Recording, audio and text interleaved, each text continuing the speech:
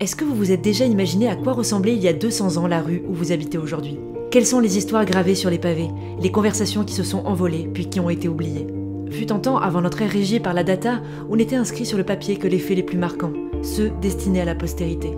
Mais que reste-t-il de toutes les âmes qui nous ont précédés, des événements qui ont marqué leur vie, de l'environnement qui était leur quotidien? Que reste-t-il de ces sociétés à part quelques figures emblématiques et des objets qui ont traversé les âges? Alors qu'aujourd'hui, tout semble être conservé dans d'immenses data centers. Tout, de vos trajets les plus banals à vos conversations les plus inutiles.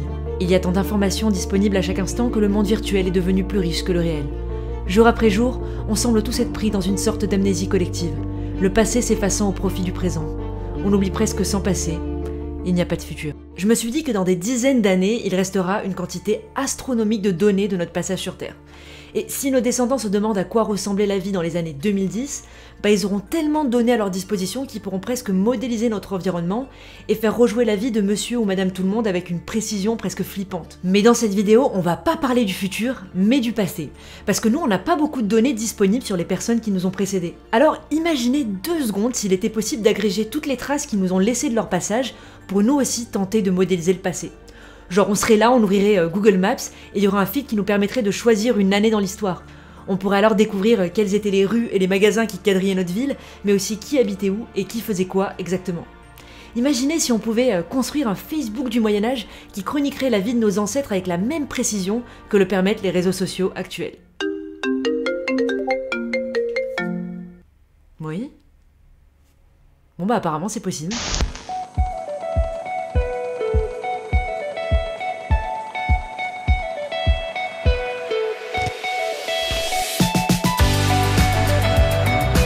Cette vidéo est un peu particulière parce qu'on va surtout parler d'un énorme projet que personnellement j'ai trouvé incroyable. J'avais vu un documentaire sur Arte sur ça il y a quelques années et je suis pas arrivée à me l'enlever de la tête parce qu'il m'inspirait vraiment un mélange entre de la fascination et de l'admiration. Mais avant d'y arriver, on va parler concret, on va parler données. Dites-vous qu'on produit une quantité astronomique de données, mais genre vraiment aberrante. Et vu qu'il y a de plus en plus d'appareils connectés, ce nombre il a tendance à grossir de manière exponentielle. Pour vous donner un chiffre, chaque seconde, 29 000 gigaoctets d'informations sont publiées dans le monde, soit 2,5 exaoctets par jour. En fait, les chiffres ils sont tellement gros qu'on s'en rend pas vraiment compte. Disons que si votre portable il fait 64 gigas, chaque seconde on remplit 453 portables. Chaque seconde, hein.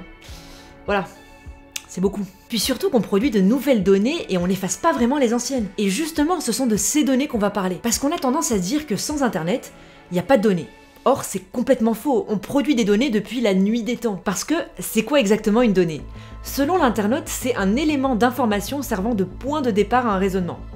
C'est super vague, on est d'accord, et ce que je comprends personnellement, c'est que tout peut devenir une donnée quand il s'agit de décrypter le passé. Genre les peintures des grottes de Lascaux, un peigne trouvé dans une tombe viking, une lettre d'un soldat à sa femme. Et en ce sens, on a retrouvé des centaines de milliers de données sur les civilisations qui nous ont précédés. Chacune d'entre elles nous donnant des indications sur leurs croyances et leurs habitudes, même si évidemment on n'est jamais sûr à 100% de rien. Prises séparément, ces données ne sont que des détails. En réalité, leur pouvoir est démultiplié lorsqu'elles sont ensemble. Et c'est pas toujours simple de faire des corrélations entre des éléments qui ont en apparence absolument rien à voir. Surtout qu'en plus on crée des sortes d'équations avec une multitude de facteurs manquants qui se sont perdus à travers le temps. En fait c'est comme essayer de faire un puzzle alors qu'il manque la moitié des pièces. Cette sensation c'est vraiment celle que j'ai eue en découvrant une fonctionnalité assez stylée sur Google Maps et Google Earth. Vous pouvez superposer des cartes de certaines villes qui datent d'il y a un siècle sur la carte actuelle. Par exemple vous pouvez voir à quoi ressemblait Paris au 19e siècle. La carte se place directement sur la carte actuelle pour que vous puissiez comparer les échelles et vous pouvez également zoomer pour avoir plus de détails. Bon, c'est pas très précis ni particulièrement révolutionnaire, mais ça permet de comparer 2 données relativement similaires. Sur Google Earth, ça va un peu plus loin parce qu'ils ont carrément créé une frise chronologique, ce qui rend le truc plus intuitif et plus ludique. Vous pouvez donc choisir certains lieux qui ont été cartographiés à différents moments de l'histoire. Bon, vous pouvez pas remonter trop loin, seulement jusque dans les années 1900 et quelques, mais j'ai trouvé ça très sympa et visuel de pouvoir suivre l'évolution de Paris sur ces derniers siècles. Après, ça reste très restreint. Vous pouvez pas vous déplacer dans la carte ni avoir des interactions avec elle. Donc impossible de savoir quel café ou magasin était dans cette rue à l'époque, ni avoir une indication sur qui habitait là à ce moment-là, c'est comme un puzzle incomplet. Et je suis sûre qu'on pourrait trouver quelques informations manquantes en fouillant sur internet. On pourrait retrouver le nom des gens qui peuplaient telle rue, on pourrait aussi trouver des tableaux qui nous permettraient d'identifier les commerces, mais en fait pour avoir une vision plus précise du lieu, il faudrait que vous fassiez de longues recherches sur internet, auprès d'historiens ou en écumant les bibliothèques. Alors pourquoi on mettrait pas toutes les informations que l'on possède au même endroit pour que l'on puisse avoir des cartographies beaucoup plus précises de ce qui existait à chaque époque? Vous voyez là où je veux en venir? Bah si, je vais vous parler d'un projet ultra ambitieux qui arrivait à la même conclusion, mais bien avant moi. Ça s'appelle la Time Machine. L'idée de construire une machine à voyage dans le temps a depuis toujours été au centre de l'imaginaire collectif. Alors on est d'accord, aujourd'hui dans l'état actuel des choses, c'est pas possible. Désolé de vous décevoir, mais les progrès technologiques nous permettent de créer des ponts entre les chronologies et de nous plonger dans les méandres de la mémoire de l'humanité, voire de la sauvegarder. Et cette philosophie, elle est portée par la Time Machine. Alors qu'est-ce que c'est la Time Machine? Eh ben je vais vous le dire, 2 secondes. Attendez un peu, vous êtes très impatients. Hein. Donc on est en 2012. Pas là aujourd'hui, hein. Ne me faites pas dire ce que j'ai pas dit. On est en 2012 à l'époque. Là je commence à raconter l'histoire. On est en 2012. Frédéric Kaplan décide de créer la première machine à remonter le temps virtuel. Pour mener à bien son projet, il se fait aider par des étudiants de l'École Polytechnique Fédérale de Lausanne et de l'Université Ca' Foscari de Venise. C'est peut-être très mal prononcé. Vous ne m'en tiendrez pas rigueur. L'objectif était de modéliser la ville de Venise en 4D en suivant ses évolutions à travers le temps, mais aussi de cartographier les différentes interactions qui ont rythmé la ville pendant une période de 1000 ans. Ce projet est nommé The Venice Time Machine. Et s'ils ont décidé de se concentrer sur Venise, c'est pour une raison très simple. Avant sa chute en 1979, l'État vénitien était considéré comme l'État le mieux administré de l'Europe, une référence en matière de traçabilité. Pendant des centaines d'années, les habitants ont consigné sur papier la moindre transaction ou déclaration. Et cette source d'information inestimable sur notre passé n'était pas du tout exploitée à sa juste valeur, alors que techniquement, elle pourrait permettre de reconstruire leur société avec une précision inédite. Frédéric Kaplan, il se dit qu'il tient quelque chose et il décide d'exploiter cette base de données gigantesque avec pour objectif de modéliser l'histoire en 4 dimensions. Très bien, mais comment ça marche? En fait, tout repose sur 3 procédés. Le premier, c'est la numérisation des documents et des archives. Bon là c'est assez simple à comprendre, en fait l'idée c'est de transformer du texte en images pour ensuite créer un réseau d'images. Une fois qu'on a ça, il faut lire et découper les informations, mais surtout les comprendre pour les lier entre elles et leur donner un sens. Et là c'est beaucoup plus compliqué qu'il n'y paraît pour les chercheurs. Ils s'attellent à démêler le vrai du faux, le factuel de l'intrigue, mais aussi à relier les noms et les pseudonymes entre eux. Toutes ces informations vont créer ce qu'on appelle un graphe, et ce graphe il faut le transformer en une simulation du passé en 4 dimensions. Jusque-là, ça se rapproche pas mal du métier d'historien en fait. Bon, avec l'histoire de la cartographie en 4D en plus. Rien de bien révolutionnaire, me direz-vous. Et vous auriez raison, même si je vous trouve un peu rabat-joie, hein, mais bon, passons. Ce qui est intéressant, c'est en fait les outils qui sont développés au cours de ce projet. Les équipes de Frédéric Kaplan vont utiliser le machine learning et l'IA pour traiter les données d'une manière complètement inédite. Ils ont par exemple utilisé la tomographie pour déchiffrer des livres particulièrement abîmés ou bien dont l'écriture était presque illisible. La tomographie, c'est quoi? C'est un procédé d'imagerie qui d'habitude est utilisé dans le milieu médical et qui permet de numériser un objet et d'en reconstituer sa structure virtuellement. Ce qui fait que les historiens sont alors capables d'extraire le contenu d'un livre sans même l'avoir ouvert, et grâce à ça, ils minimisent le risque de l'abîmer encore plus. Ils ont aussi développé un outil capable non seulement de lire les archives, mais aussi de découper les informations dans une page et de les ordonner en fonction de leur signification. Parce qu'on se rend pas compte, mais l'écriture humaine, elle est super complexe. Déjà, t'as les gens qui écrivent mal, ceux qui écrivent avec des abréviations, ceux qui font des fautes d'orthographe, ceux qui inventent des mots, bref, c'est un enfer.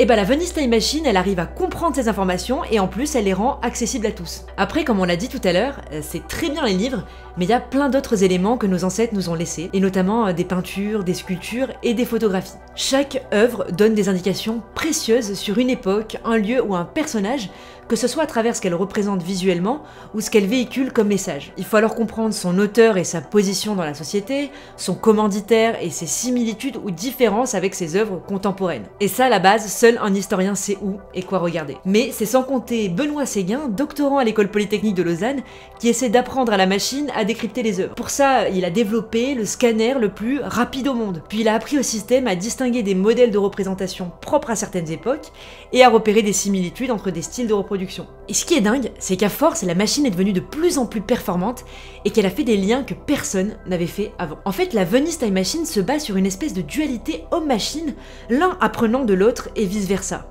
Et en développant des outils ultra performants qui n'avaient jamais auparavant été au service de l'histoire, ils ont ouvert une porte à des projets vertigineux qui estompent les frontières du temps.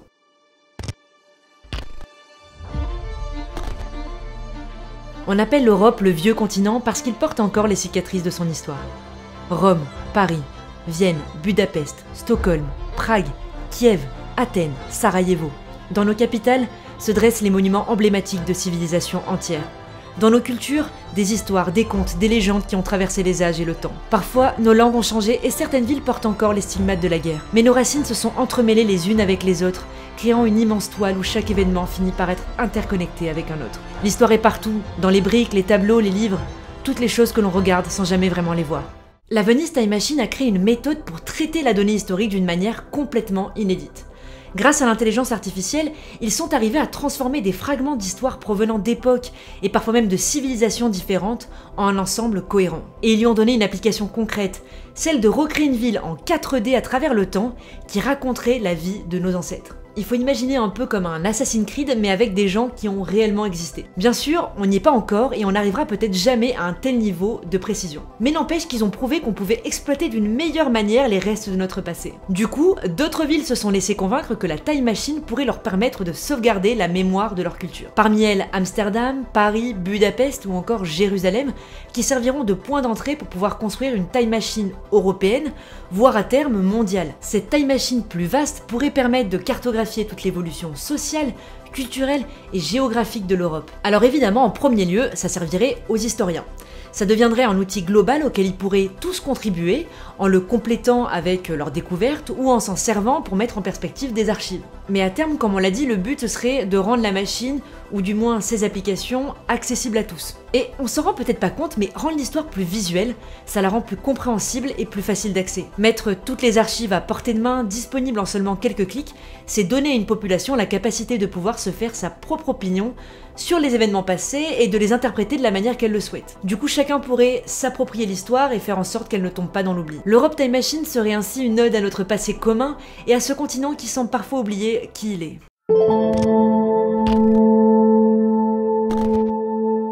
Vous l'aurez compris, j'adore ce projet.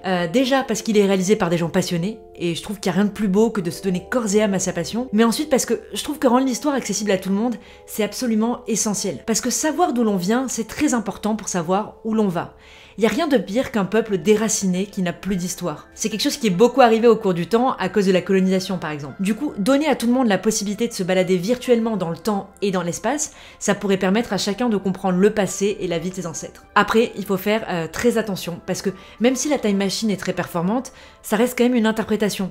Donc le travail de recherche et de remise en question de ce qui semble être établi doit absolument perdurer. Merci d'avoir regardé cette vidéo jusqu'au bout, j'espère qu'elle vous a plu autant que j'ai pris de plaisir à la faire. Nouvelle importante, j'ai décidé de me lancer sur Twitter. Alors sachant que je ne comprends pas vraiment en détail comment fonctionne ce réseau, ça risque d'être assez drôle.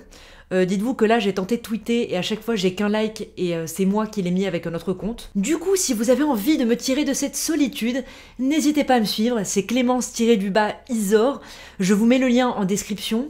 Vous aurez évidemment le droit de vous foutre de ma gueule, j'ai l'impression que de toute façon c'est le but de Twitter. Bref, abonnez-vous, faites-moi vos retours en commentaire comme d'habitude, vous savez que je lis tout, évidemment. En tout cas, moi je reviens bien vite sur vos écrans, ciao!